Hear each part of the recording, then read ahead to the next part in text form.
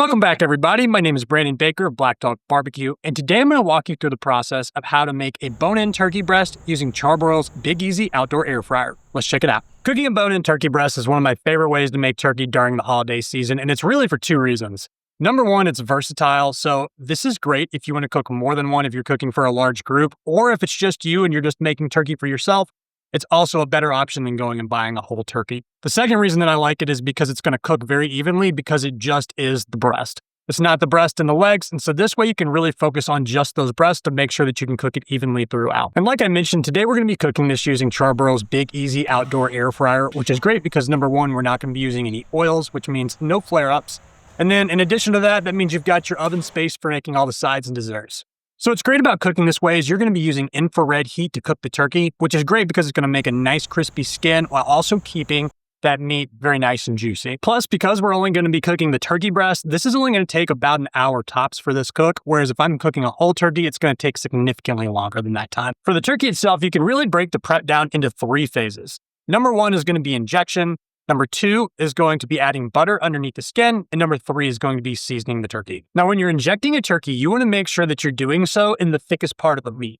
I always like to do it about 1 inch apart and make sure that I get all of that turkey breast covered to make sure it's going to be nice and juicy when it's done cooking. Now, if you don't have a way to inject the turkey, or if you just want to go a different option, brining is always a great way to go. And specifically with turkey, I'm going to do wet brining. So with a turkey breast like this, that's only about 2.5 pounds, brining for 3 to 4 hours is perfectly fine if you wanted to do so, or you could do it overnight if you really wanted to let that flavor sink in for a little bit longer period of time. If you do want to go that route, the typical ratio that you can start with and build on is going to be using 1 cup of salt to a gallon of water, plus 1/2 cup of sugar if you want to make it a little bit sweeter. You'll simply combine all 3 of those ingredients in a pot, bring it to a boil so all of those ingredients can dissolve, and then let it cool before dropping your turkey in to brine overnight. But again, I'll be injecting mine today, which is quicker and easier if you do have the equipment to do so. The second part of that prep phase is going to be putting butter underneath the skin of the turkey breast. I will tell you, this is messy, so make sure you have some gloves on hand to do this. I literally just ran out of mine at home, so it's going to be a mess. I've got plenty of paper towels around me to make sure that I can clean up. But if you do have some black nitrile gloves that are food safe, definitely make sure that you use those because it'll make this process a lot easier.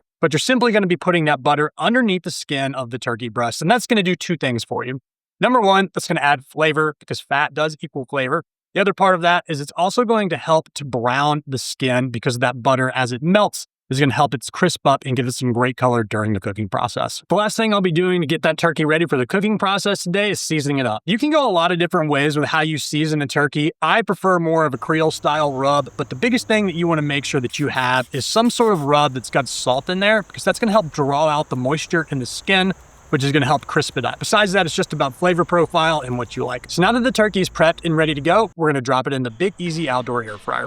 And like I mentioned, this is going to take roughly an hour to cook, and we're only going to pull it out once or twice in between to give it a baste. Besides that, we're going to let it go and let the outdoor air fryer do the cooking. The goal here is to cook that turkey till it registers about 160 to 162 degrees, and then we're going to let carryover cooking take it to that 165 mark. The problem with turkey breasts and poultry in general is that if you could take it all the way up to 165, it's very likely to overcook because that carryover cooking is going to take it beyond that after you've taken it off of whatever cooking service it is that you're using. At that point, you'll let the turkey rest for just a few minutes, just long enough for those juices to get retained back into the meat of that turkey, and then you'll be ready to slice it up and serve. And that is exactly how I make my bone-in turkey breast using the Big Easy Outdoor Air Fryer. If you enjoyed this video, make sure to give it a like and subscribe to the channel if you haven't already, and make sure to keep following along as we put out more how-to and recipe-style videos. And until next time, happy grilling.